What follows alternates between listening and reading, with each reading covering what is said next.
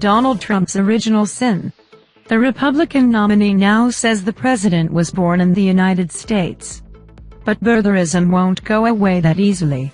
After Donald Trump declared Friday morning that Barack Obama was born in the United States, Trump supporters inside his new hotel on Pennsylvania Avenue insisted that controversy over the president's citizenship is over. "The birther issue is such a joke right now," said Patrick Cecil, a 19-year-old Trump backer who'd come to see his candidate speak at the Trump International Hotel. "Nobody really talks about it, it's a non-issue," he told me. Joanne Jace, who was wearing a Make America Great Again hat, seemed to agree. "The subject is over, we're moving on," she said, appearing frustrated that the media wanted to ask about the very topic Trump himself had just brought up while speaking to a crowd of supporters and reporters. "He already made his statement, and we are moving on," Chase added emphatically. At least part of her assertion was true. Trump had just made his statement. Moments earlier, the Republican presidential nominee had said that President Barack Obama was born in the United States, period, though that announcement came immediately after he falsely claimed that Hillary Clinton in her campaign of 2008 started the birther controversy. Trump is attempting to rewrite history. Long before he was the Republican presidential nominee, Trump was the chief proponent of birtherism, raising questions over whether Obama was really born in the United States in an attempt to discredit the country's first black president. Spoiler alert, he was. Now, Trump, and at least some of his supporters, seem anxious to put birtherism behind them. His comment about the birther thing, "I think he's closing the book on it," Brian Crosswhite, a Trump supporter who attended the speech, told me. "This is the original sin, and I still think it's the worst one." The idea that Trump doesn't want to talk about a fringe conspiracy theory that he worked hard to elevate to the political mainstream seems difficult to believe. But that was then, this is now.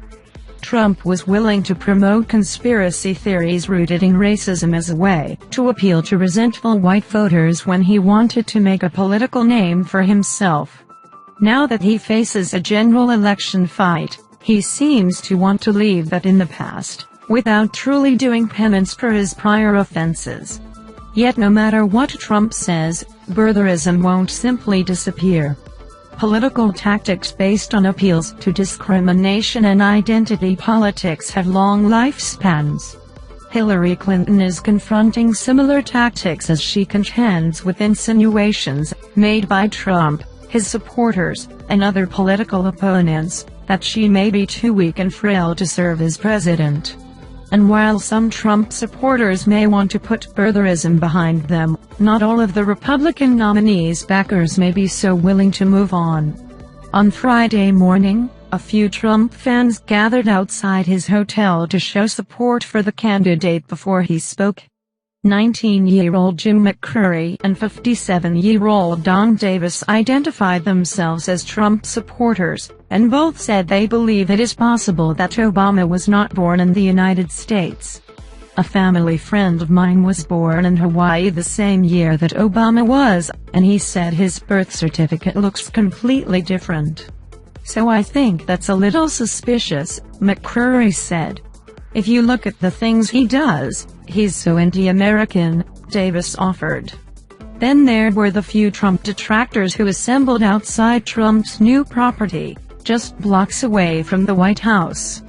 Jeff Stein, a 32-year-old from California, had arrived ahead of the press conference with a sign that read "Man up and apologize, you pathetic racist coward," evidently intended for Trump. "This is the original sin, and I still think it's the worst one," Stein told me, referring to the way Trump promoted the birther controversy. "When you vault your political career by relentlessly badgering the first black president to show his papers, you're deplorable." Stein voiced frustration over media coverage of Trump supporters during this election cycle. "What really bothers me is that people say it's unacceptable to call his supporters deplorable.